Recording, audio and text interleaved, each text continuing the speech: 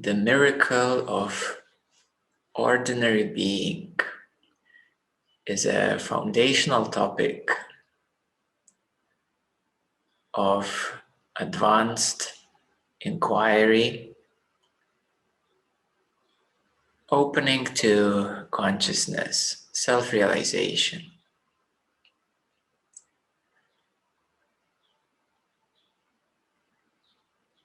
The ordinary being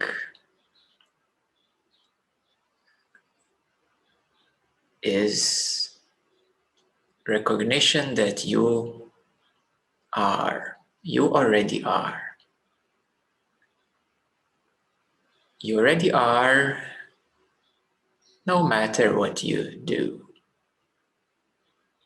No matter what you do, you are already.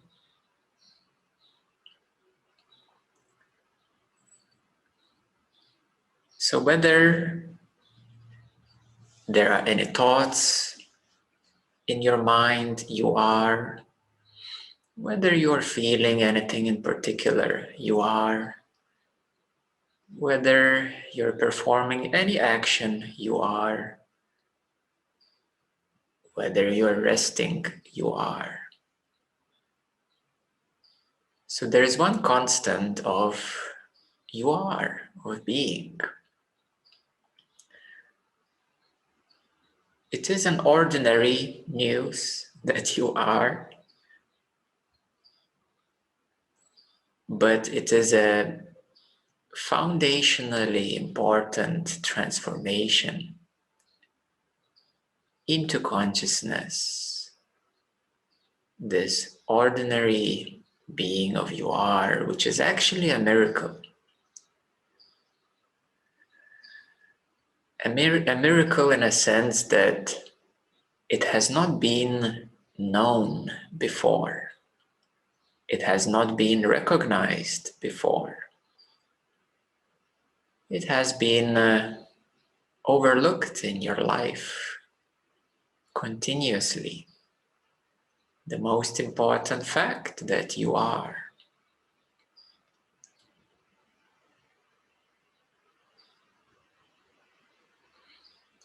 In non-duality language, it's called the being or I am.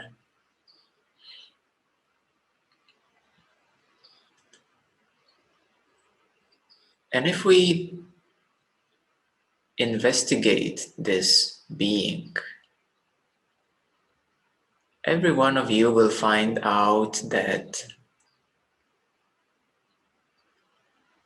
your being is independent on any activity.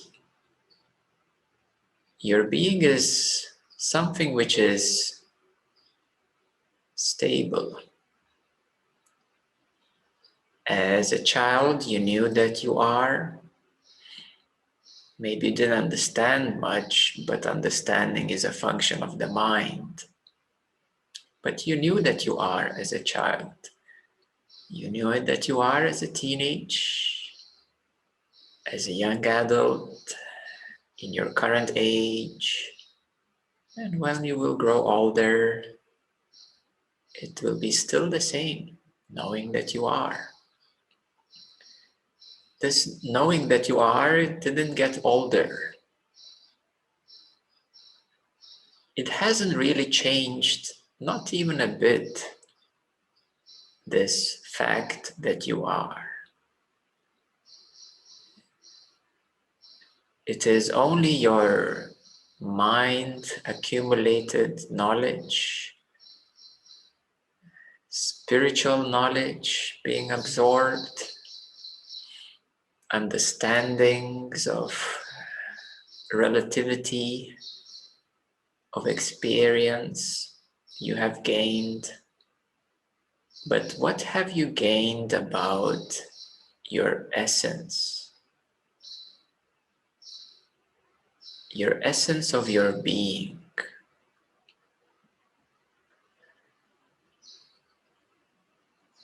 How close do you really feel to yourself?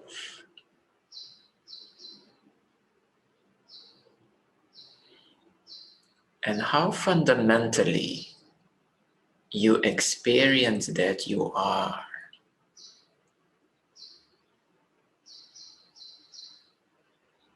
What is the distance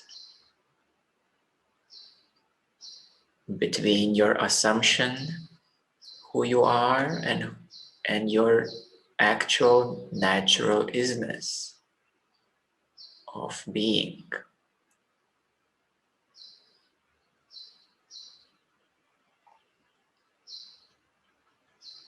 As we spend more time with being, I am, we recognize that there are some steps in this process of maturity into the I am.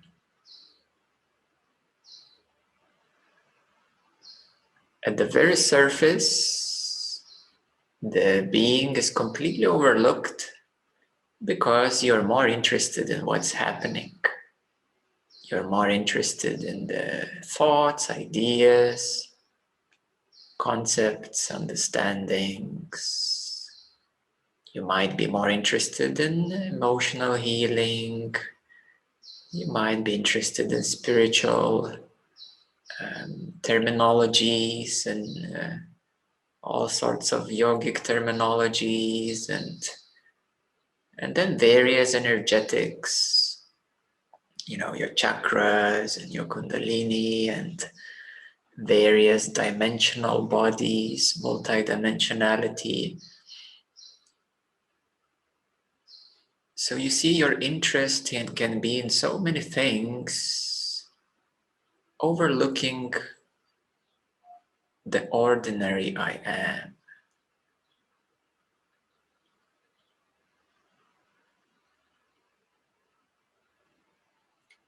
The ordinary I am doesn't need anything much. It doesn't need entertainment. It doesn't need yet another ideology, yet another belief, yet another idea, yet another vision.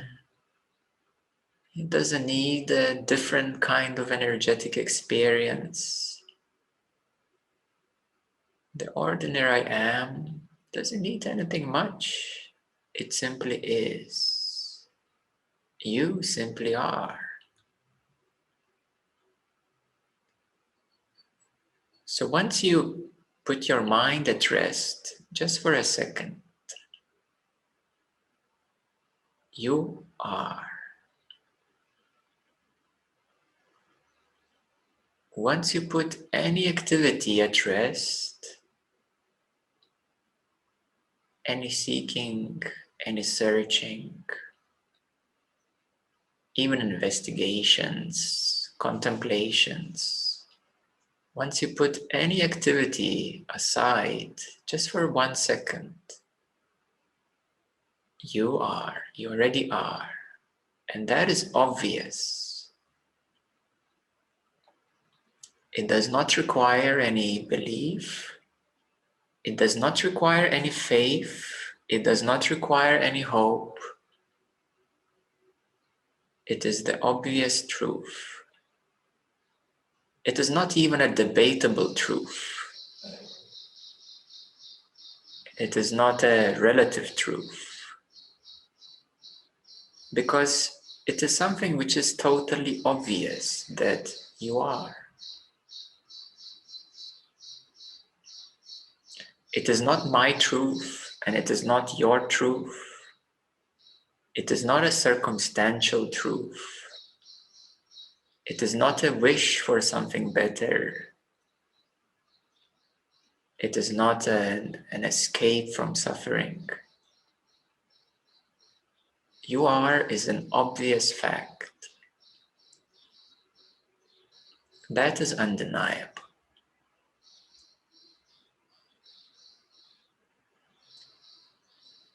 So therefore, it is special. It is a miracle because it has always been overlooked.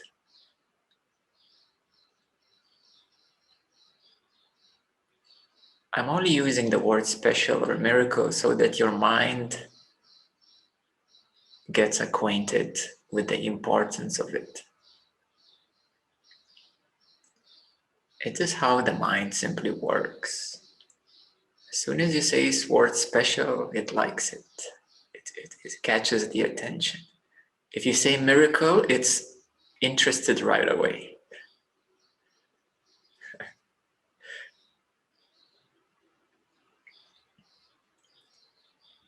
So you should be treating this fact of being in the most special way.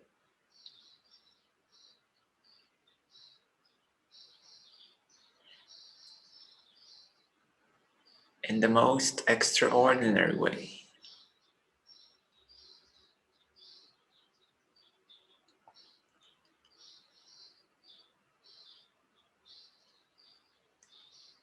So at the very surface, usually it's overlooked. And then we start to get to know that we are. You know, it's in essence, it's a funny education to know that you are, because it's so obvious. You know, how did we miss that?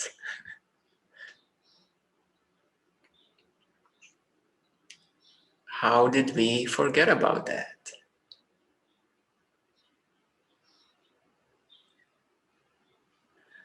And we will come to realize that this being or is-ness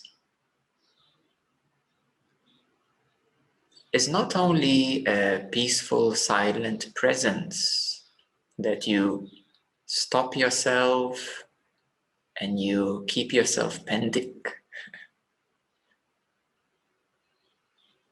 It's much more than that, because action is allowed. Yes, you can move. Yes, you can play. Yes, you can dance. You can do anything that you want. It is not a pending state. It is not a waiting state. You don't need to wait for yourself to be.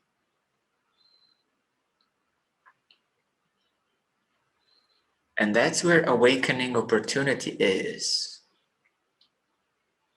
There is an awakening opportunity in an instant to realize that I am no matter what I do, no matter what happens. And then the question is how satisfying that is. Are you absolutely satisfied with this ordinary simplicity that you are? Or is something missing? Is something wrong? Is your mind telling you something else? Is your mind telling you that my life should be like this and like that somebody else should be like this and like that, or perhaps the whole world is wrong, should be some other way, or perhaps even God made a mistake? What is your mind telling you?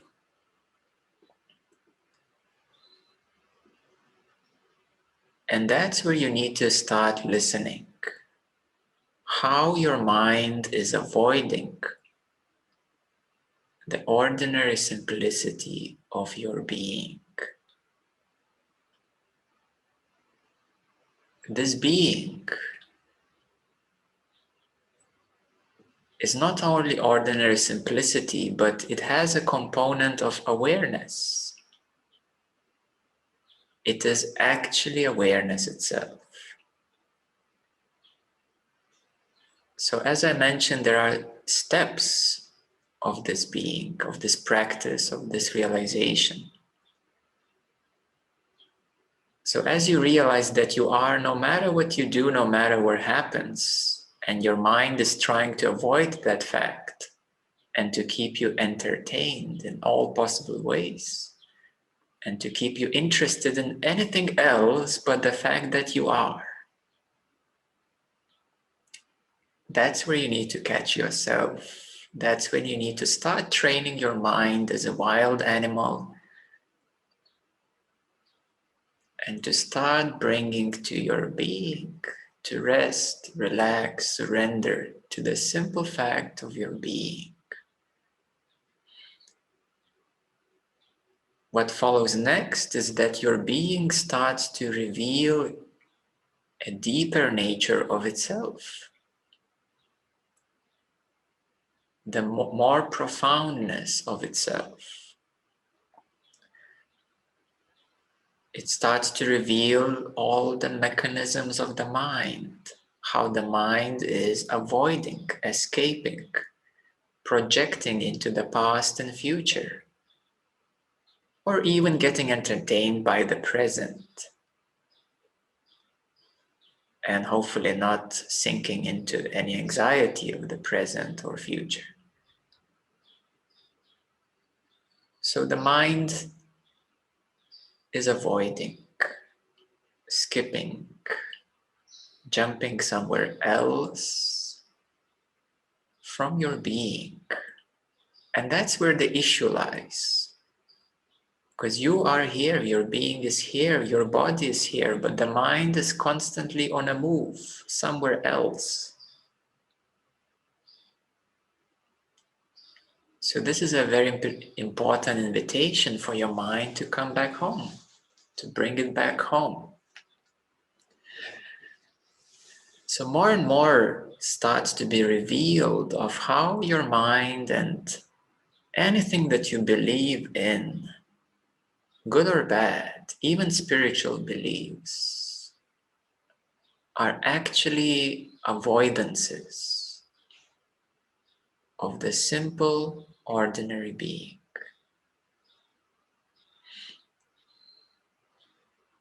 Even if you're interested in Shiva, that might be avoidance. Even if you're worshipping anything outside yourself, to some degree it is also avoidance. There are various practices for various purposes, but they are all meant to bring you back to you, back to your real self. So therefore, this being, you will notice that it is not waiting, it is not pending, it is not frozen. The being is not dependent on activity or even waiting, because waiting is also an activity. Pending is activity, freezing is activity. It's just a slow activity or the opposite of activity. So even what is usually promoted in other branches of meditation, such as stillness, is simply the opposite of activity. So even if you are sitting in stillness, it is simply activity of sitting in stillness. It has its benefits, of course, but I am is a lot deeper. You are is a lot deeper. It is not dependent on stillness. It is not the energy field of presence either. Presence is an intermediary step as a way of handling yourself in this present moment. Practice of presence. It's a way of handling this present moment. The fact that you are in this present moment and the fact that you cannot be anywhere else, again, is undeniably true. The fact that you are in the present moment and you can't be anywhere else really. Even if you get a time travel machine, you're gonna travel into the future, but in that future you will be in the present. That will be your present. You will be in the present.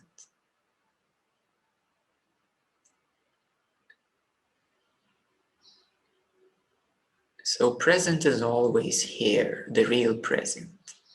Because the real present is beyond time. It is not the past, not the future, not even the, so to speak, present moment, as in sort of we freeze this present moment and that's what it is. No, that's the real present moment is always now. So you can't escape that ever. We will come to know that your being, your is-ness. So we mentioned it is not stillness or not dependent on stillness, nothing to do with waiting, nothing to do with freezing in a moment, and nothing to do with being in the flow of the present moment. Because you are anyways. How can you escape that? Never ever you can escape yourself that you are.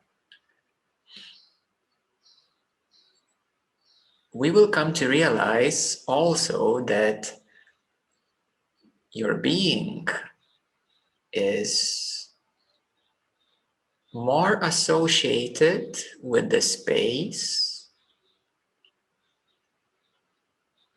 more associated with the space, and actually it is, we can say, transparent. It is not dependent on body, because body is only one part of the whole thing that you are, since you are aware of the body. So you will recognize that your being, you are, is more associated with the space, being transparent, but yet again, it's not a void. It is not without you. It is not without you. If you're sinking into a void and being afraid that you're gonna disappear, it would be just another experience, a temporary experience of closing your eyes, not seeing for a moment, opening your eyes and seeing again.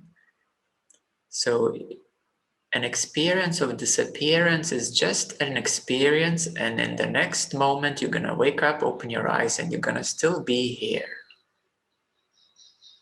So I want to remove some doubts and some anxieties that might be associated with this realization of I am, or you are.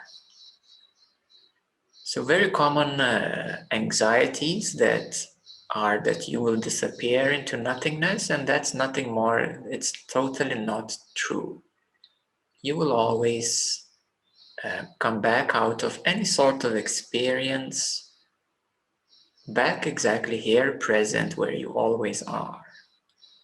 I haven't met any person that has disappeared in their meditation and never came back. I haven't met anybody. And I have met a lot of people and who are very advanced meditators. Nobody has ever disappeared. So forget about it.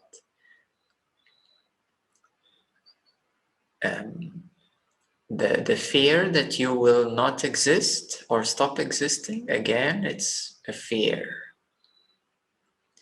And these are actually just fears of the mind, to be very honest. That you will disappear or not exist, that it's only an empty space and there's no you in it. And these are just fears of the mind.